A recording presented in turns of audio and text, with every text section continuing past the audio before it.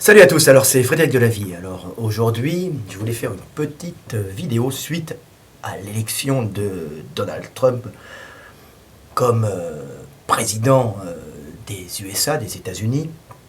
Et je voulais expliquer un peu plus en détail ce qui se cachait, quelle guerre économique monstrueuse, quel combat de géants, de lobby se cachait, de puissance économique se cachait derrière cet affrontement entre Hillary Clinton et Donald Trump. Et vous allez voir que ce qu'on vous a raconté dans les médias, tout le côté émotionnel, c'est rien, c'est de la poudre aux yeux face à la réalité des enjeux de cette élection. Donc réalité qui va profondément changer notre vie, puisque Donald Trump a été élu contre toute attente grâce aux réseaux sociaux, en partie.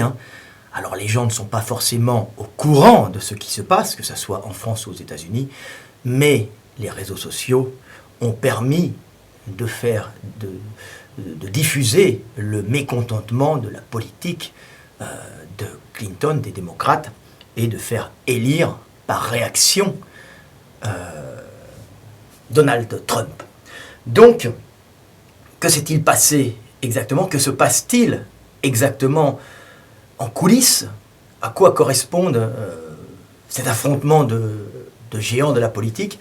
Ce sont des affrontements de deux superpuissances économiques internes aux USA.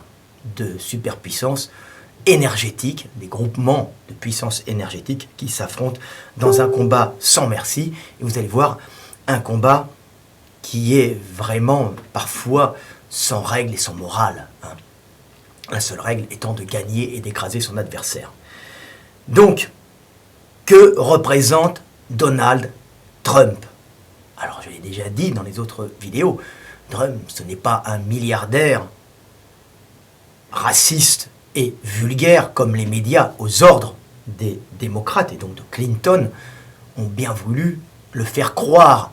Ce n'est pas du tout ça. Il a peut-être des défauts comme Clinton peut être corrompu, acheté, mais Trump représente les intérêts d'une puissance ou de puissance énergétique américaine que sont les propriétaires des schistes bitumineux, des schistes bitumineux, ce qu'on appelle le gaz de schiste, mais qui a aussi de l'huile de schiste, donc du pétrole, des sables bitumineux de l'Alberta, d'une façon un peu moins importante, mais qui est quand même une énorme réserve de pétrole, du charbon américain, ce qu'on appelait, ils disent maintenant le charbon propre, mais il n'y a pas dans les énergies fossiles réellement d'énergie propre. Tout ça, ce sont des énergies qui polluent, comme le pétrole, comme les extractions de pétrole au Moyen-Orient ou en Afrique. Allez voir en Afrique, vous allez voir, c'est pas top non plus. C'est du mensonge de dire que ce sont des énergies propres. Ceci dit, le monde en a besoin pour bouger, se chauffer et se nourrir. Ça fait fonctionner une machine qui permettent de produire de la calorie pour nourrir la planète. Donc, vous voyez que Trump représente les propriétaires de ces énergies. Pourquoi les propriétaires de ces énergies? Alors les propriétaires américains, sur le sol américain et éventuellement canadien, car si l'on regarde bien la législation américaine, qui n'est pas du tout la législation française, par exemple, le sous-sol américain, c'est-à-dire le sous-sol, appartient aux propriétaires du terrain. Alors que vous voyez en France, par exemple, parce qu'il faut penser, en se remettant dans le contexte américain, le sous-sol appartient à l'État. Et donc les mines, ce sont des autorisations d'État et on ne peut pas exploiter son sous-sol comme ça. Donc aux États-Unis, le sous-sol appartient aux propriétaires. Donc, si vous voulez, les puissances économiques qui est derrière Trump, c'est tous les propriétaires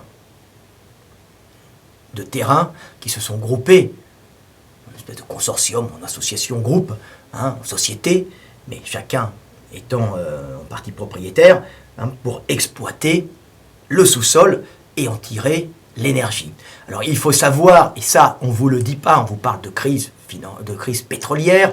Alors je vous passe un petit article dans Wikipédia. On remercie Wikipédia. Je demande à tout le monde de faire un petit don à Wikipédia. Moi je vais m'apprêter à en faire un là, pour que ça continue à vivre.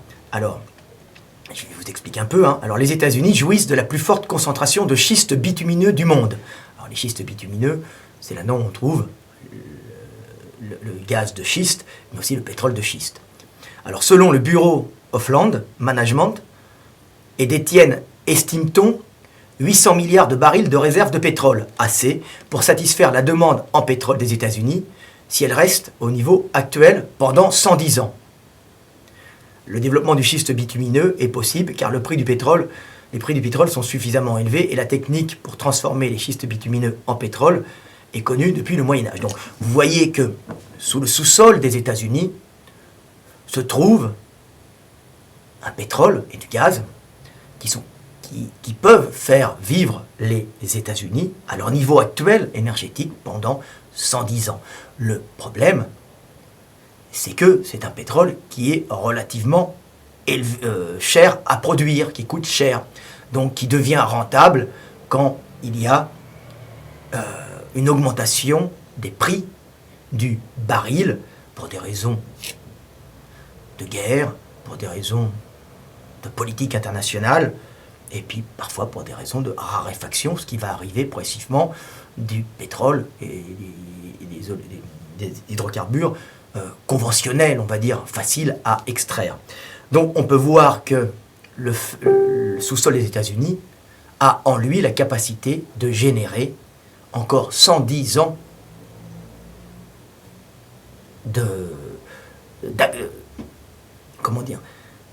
d'économie, de capacité, de mobilité, de production des États-Unis. C'est-à-dire que le pays peut encore tourner pendant 110 ans grâce à ces réserves énergétiques monstrueuses qu'il y a sous les pieds des Américains. Alors voilà ce que représente Trump. Trump défend, et je vais vous expliquer comment se passe le combat. De l'autre côté, nous avons Clinton. Qu'est-ce que Clinton? Alors comme je l'ai dit, Clinton, ce n'est pas la gentille démocrate qui se bat pour le droit, l'égalité et le droit des minorités hispaniques, minorités d'afrodescendants, minorités gays et lesbiennes. Pas du tout. Ça, c'est du folklore, comme Trump serait le raciste pro-blanc. Tout ça, bien sûr, c'est du folklore pour essayer d'attirer un électorat et gagner les élections pour des enjeux beaucoup plus importants qui sont l'énergie. Et Clinton représente, elle, les gaziers, les grosses sociétés tentaculaires actionnaires, donc les gaziers et les pétroliers, qui ponctionnent à l'extérieur de l'Amérique tout le gaz et le pétrole en sous-sol, via des pays, les pays du Golfe, les pays de la péninsule arabique, toutes ces monarchies, ces monarchies du Golfe, toutes ces régions-là, comme aussi au niveau de l'Afrique. On dit que c'est la France qui est là, mais la France a été évincée par les USA. Donc on peut s'apercevoir que derrière Clinton et les démocrates, il y a d'énormes sociétés géantes, tentaculaires, actionnaires, qui ponctionnent et qui se battent pour récupérer l'énergie du sous-sol de la planète, pas chez eux, mais en dehors, et la vendre et la diffuser. Donc c'est un système qui est très très très bien rodé. On ne peut pas leur refuser leur action, on ne peut pas leur refuser de venir chez nous, par exemple. Alors, nous, pas en France, mais les gens ne peuvent pas leur faire venir chez eux, ponctionner le sous-sol par l'intermédiaire de leur société, car ils sont appuyés par le consortium militaro-industriel américain, qui, en fin de compte, gère le monde pour pouvoir en extraire l'énergie, la diffuser et en rapatrier une partie aux États-Unis. Donc cette énorme puissance énergétique qui permet d'écraser des pays ou d'en faire monter d'autres, de renverser des gouvernements ou de financer des rébellions. Donc la technique, c'est de d'avoir une énorme armée pour gérer l'État dans lequel vous allez ponctionner l'énergie, hein.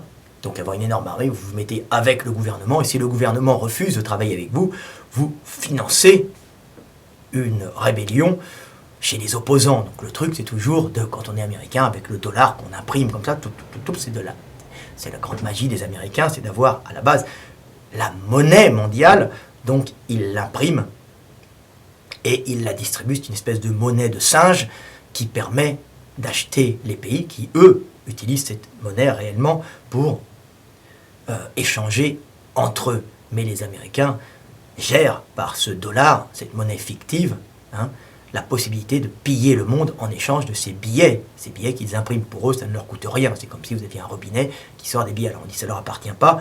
C'est pas tout à fait vrai. Ils ont qu'à financer la création de banques. C'est les mêmes au pouvoir et c'est les mêmes qui sont dans la finance. Donc ils financent des banques qui leur appartiennent. Hein, et ces banques leur font des crédits. Hein, car il suffit qu'ils aient 1 milliard de dollars pour pouvoir en prêter 10. Hein. Mais tout ça, c'est de la monnaie de singe. C'est une façon de gérer le monde avec le dollar qui est imprimé par les Américains ou par les banques qui leur appartiennent, bien qu'on dise qu'elles soient indépendantes. Ce n'est pas vrai. Hein. Donc, vous avez cet énorme consortium, ces énormes sociétés qui ponctionnent la planète, qui récupèrent l'énergie et qui gèrent cette énergie, qui en rapporte une pays et qui dominent le monde par les flux énergétiques qu'ils peuvent bloquer ou qu'ils peuvent ouvrir. Hein. Donc, c'est une façon pour les Américains de gérer le monde et de ramener aussi l'énergie au pays. Le seul problème, c'est que au Moyen-Orient, région où il y a le plus d'énergie fossile en sous-sol, hein, les Américains sont là, bien sûr, ils financent l'armée turque, ils soutiennent Israël, ils financent toutes les armées du Moyen-Orient, hein. Vous voyez par qui est armée et par qui est protégée l'Arabie Saoudite, hein, par qui sont protégés le Qatar. On dit mais la France, c'est juste pour pouvoir dominer l'Europe qu'on dit qu'on autorise la France à diffuser du gaz Qatar, qui est en vérité une autorisation américaine pour avoir un peu un soutien français dans la région et pouvoir peser sur la politique française et qui permet de peser sur la politique européenne et d'avoir une puissance de pression sur l'URSS et indirectement la Chine, hein, l'URSS fournissant l'énergie à la Chine, pour pouvoir gérer le monde et gérer les flux énergétiques, tout simplement. Et les flux énergétiques qui ne sont pas que le pétrole, qui sont ce qu'on achète avec le pétrole, donc la main-d'œuvre, hein, les produits qu'on va prendre ou qu'on va vendre, hein, qu'on va acheter ou qu'on va vendre. Donc c'est assez complexe, mais c'est relativement simple. Donc cette énorme puissance des sociétés tentaculaires américaines qui ponctionnent le sous-sol du monde, qui génèrent les guerres, qui fomentent les guerres, qui fomentent les rébellions, qui aussi maintiennent des dictateurs au pouvoir. Ces énormes sociétés vivent sur le sous-sol, mais il leur arrive un problème, c'est que bientôt, il n'y aura plus de pétrole conventionnel au Moyen-Orient. Les chiffres sont, on dit qu'il y a beaucoup de réserves, mais on voit que ça va baisser et qu'on va être obligé de se rabattre sur du pétrole et du gaz moins conventionnel que l'on trouve dans les sables, que dans les roches, hein, qui sont plus dures à extraire. Ce sont les schistes bitumineux ou ce qu'on appelle le gaz de schiste et les huiles de schiste, tout simplement. Donc ils voient ces consortiums qui vont bientôt perdre leur puissance, leur grande puissance, et ils veulent, à ce moment-là, se rabattre sur l'Amérique, mais ils n'ont pas les moyens de détruire, de dégager les petits propriétaires terriens, hein, les petits, ce sont des petits milliardaires, hein, ce sont pas des, c'est pas des pauvres garçons, hein, ce sont des milliardaires style J.R. Ewing, pour qui les connaît, hein, ce ne sont pas du tout, c'est une caricature, mais c'est à peu près ça. Hein. Ce sont des groupements d'hommes d'affaires qui possèdent le sol, mais qui sont des groupements de milliardaires indépendants, qui ne sont pas ces grandes sociétés tentaculaires. Donc, leur but, la guerre interne qu'il y a aux États-Unis et qui se joue entre Clinton et Trump, hein, c'est que les gaziers et pétroliers, ces grandes sociétés actionnaires sont en train d'essayer de faire main basse sur les terres américaines pour pouvoir effectuer leur réinsertion et pas s'effondrer après l'assèchement des réserves de pétrole conventionnelles. Donc, ils avaient calculé d'une façon très intelligente, et là, c'est le nœud du problème, vous allez voir comme c'est vicieux ce qu'ils avaient fait. Ils avaient décidé de générer, justement, par leur loi, l'autorisation. Ils avaient aidé les propriétaires en leur disant, vous allez pouvoir utiliser, alors la technique aidant, vous allez pouvoir essayer d'exploiter, d'extraire du sol le pétrole et le gaz, c'est ce qu'on appelle les schistes bitumineux. Alors c'est assez dur, ça demande beaucoup d'investissement au départ, et les petits propriétaires, milliardaires bien sûr, se sont endettés pour payer les forages, pour pouvoir payer tout le matériel, pour pouvoir générer l'exploitation de leur terrain pour en sortir cette énergie. Donc ils se sont endettés fortement, profitant d'un pétrole qui était relativement cher à l'époque, puisqu'il y avait à l'époque le baril valait très cher, donc c'était valable pour eux, et en plus l'État les favorisait en mettant une taxation peu importante sur ces énergies du sous-sol américain. Donc tous ces petits propriétaires se sont endettés à fond pour financer leurs exploitations et financer leurs forages. Mais tout ça a été calculé d'avance par les gros gaziers et pétroliers externes qui lorgnaient en vérité sur ces petits propriétaires qui ne pensaient qu'à une chose, les faire payer les forages et ensuite les dégager quand ils seraient bien endettés. Et oui, c'est comme ça la politique, c'est ignoble. Et malheureusement, c'est l'homme. Le règne du partage n'est pas encore là, on est encore dans le règne de la prédation. Donc ils se sont tous endettés. Le gaz de schiste, on en a sorti énormément, ce qui permettait aussi aux Américains de plomber la Russie, la Russie ne vit que sur ses extractions d'énergie fossile, gaz et pétrole, et le fait de sortir du gaz de schiste, d'en avoir plein, de pétrole de schiste, d'en avoir plein sur le marché, faisait effondrer le cours des énergies fossiles, et du coup mettait la Russie dans un mauvais état économique, car elle ne vit pas de ses inventions et de son économie de marché, elle vit essentiellement de l'exploitation de son sous-sol qui regorge d'énergie fossile, qui est le concurrent américain, avec toutes les républiques, Kazakhstan, Turkménistan, on peut même considérer l'Iran comme une partie de la Russie, du moins au niveau de son énergie, de son sous-sol, car l'énergie iranienne, même pendant le blocus, le sous-sol iranien était acheté par la Russie et se retrouvait dans les réservoirs des voitures russes, et la Russie vendait, elle, à la Chine. Donc on peut voir qu'il y a des accords, donc des puissances, la puissance eurasienne qui naissait.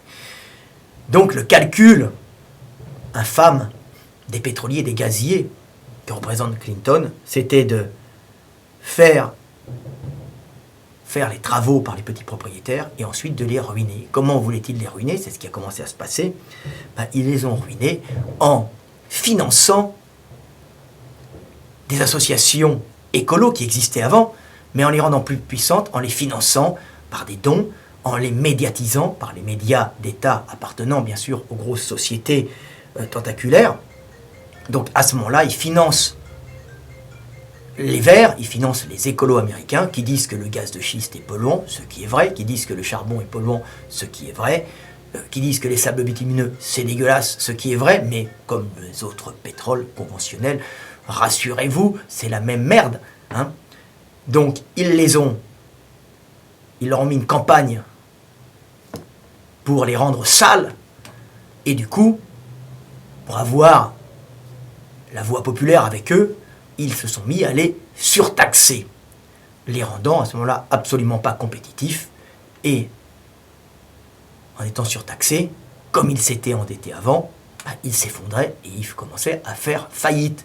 Ce qui permettait, alors c'est du travail à long terme bien sûr, parce que les gens quand même tiennent, ils ont une trésorerie quand même, ils en vendent un peu. Donc, ce qui permettait aux grosses sociétés tentaculaires qui ponctionnaient, qui s'occupaient de récupérer le pétrole dans le monde entier, de les racheter à bas prix. Vous voyez? Donc c'est assez infect comme système. C'était pour transvaser ces grosses sociétés qui bientôt ne pourraient plus diffuser un pétrole conventionnel qui va disparaître sur le sol américain en rachetant le travail qu'avaient commencé de faire les petits propriétaires terriens, milliardaires bien sûr, de les dégager et de les remplacer par cette autre puissance politique, économique qui régnait avec le lobby militaro-industriel américain sur le monde. Donc, on voit qu'il y a une tentative en finance de démonter tous ces petits propriétaires terriens et là-dessus, Trump représente ces gens-là. Donc, ce qui devait se faire sous Clinton, s'il était élu, c'était continuer à exploiter le reste des énergies fossiles qui se trouvent au Moyen-Orient. Alors on trouve, en Afrique il y en a encore, au large de l'Amérique, au Brésil, il y en a, au large du Mexique il y en a, ce sont les mêmes gisements, comme les plaques tectoniques se sont éloignées, qui se sont simplement éloignées, celles du nord du golfe de Guinée, en Afrique. Mais ce que voulaient faire ces gros consortiums, c'était dégager les petits propriétaires terriens, et Trump est arrivé beaucoup. Trump est arrivé, normalement il n'aurait pas dû passer, et les petits propriétaires auraient dû être spoliés par les grosses sociétés qui faisaient le rapatriement de sociétés en spoliant et en rachetant les terres pour les exploiter, ce qui leur permettait de ne pas s'effondrer. Donc là, on se retrouve avec Trump au pouvoir, un pouvoir inattendu. Donc ceux qui ne devaient pas gagner le combat entre ces deux géants, qui n'ont pas du tout la même structure, ces deux géants énergétiques, ces deux groupes de géants énergétiques, les gaziers et les pétroliers devaient gagner normalement avec Clinton, puisqu'il y avait une propagande énorme par l'intermédiaire des journaux qui leur appartiennent, des médias qui leur appartiennent.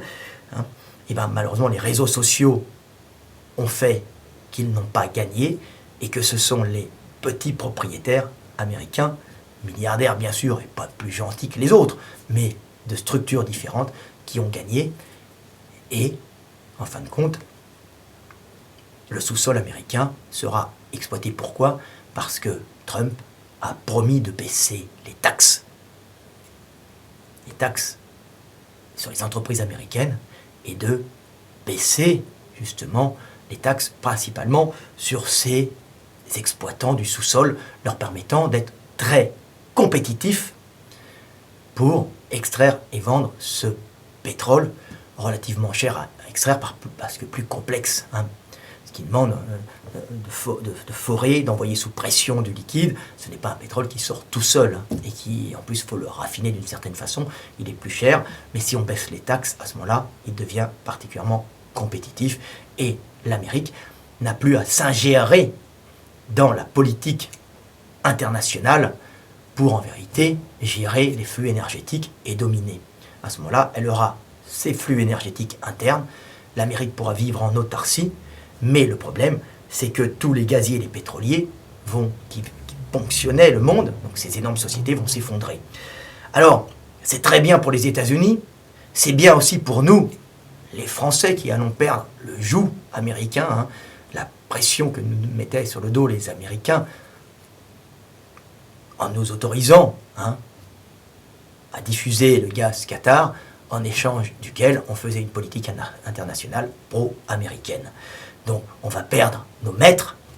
J'espère qu'on va rester libre, mais connaissant les Français, ils risquent, un pays de serre, malheureusement, ils risquent de vite, et pas sans unité réelle, parce qu'un pays de caste, ils risquent de retrouver d'autres maîtres, que seront peut-être les Allemands ou les Russes, je ne sais pas, à moins qu'un homme providentiel vienne mettre dans la tête des Français qu'ils peuvent être libres de choisir leur avenir.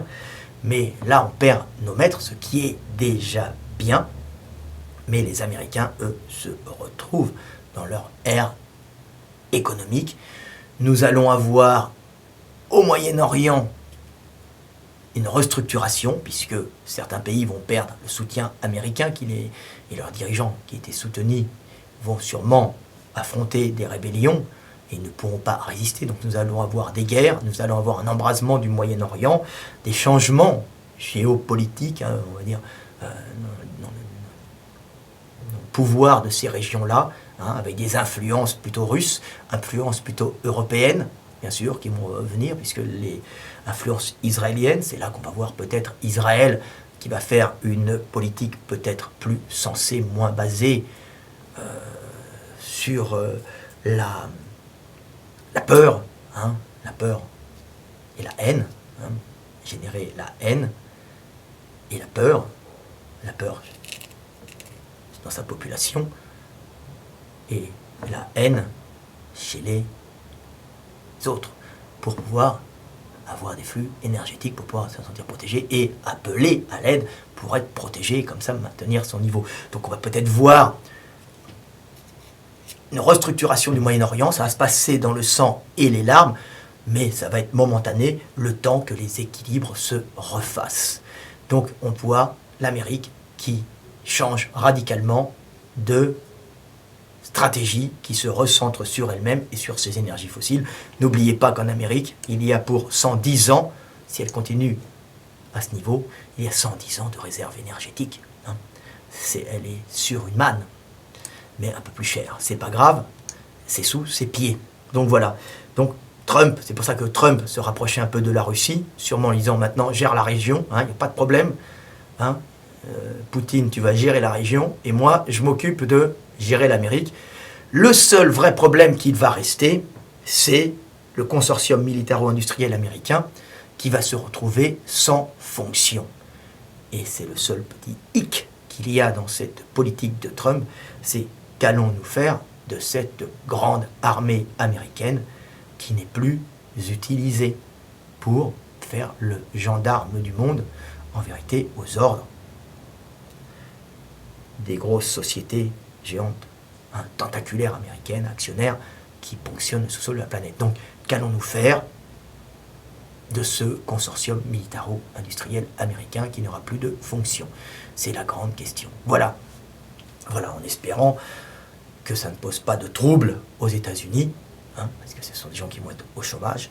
Hein, nous allons avoir une restructuration américaine, hein, bien sûr, la production, Trump veut la remettre aux États-Unis, veut baisser les taxes des entreprises de 30 à 10%, donc ça va générer de l'emploi, hein, donc peut-être des militaires, et on va avoir une restructuration peut-être du consortium militaro-industriel qui va pouvoir, je ne sais pas, transformer ces usines de chars et ces usines. Elle conservera une armée importante, bien sûr, puisqu'elle gère un grand territoire, mais elle va avoir quand même une réduction de son armée. Alors est-ce qu'elle peut transformer ces usines de chars en usines de tracteurs, hein? Possible. Staline avait fait l'inverse, il avait transformé ses usines de tracteurs en usines de chars.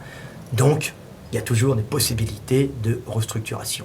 Donc voilà, c'était une petite vidéo de Frédéric Delavier pour vous expliquer les enjeux, la guerre secrète qu'il y avait entre Trump et Clinton, cette guerre de super géants énergétiques américains, hein, qui s'affrontent pour la maîtrise de la diffusion de ces énergies. Allez, c'était Fred Delavier. À bientôt, je pense que j'ai tout dit. Paix sur terre. Nous avons perdu, nous, Français, nos maîtres. Essayons de ne pas nous soumettre à d'autres. Allez, à bientôt.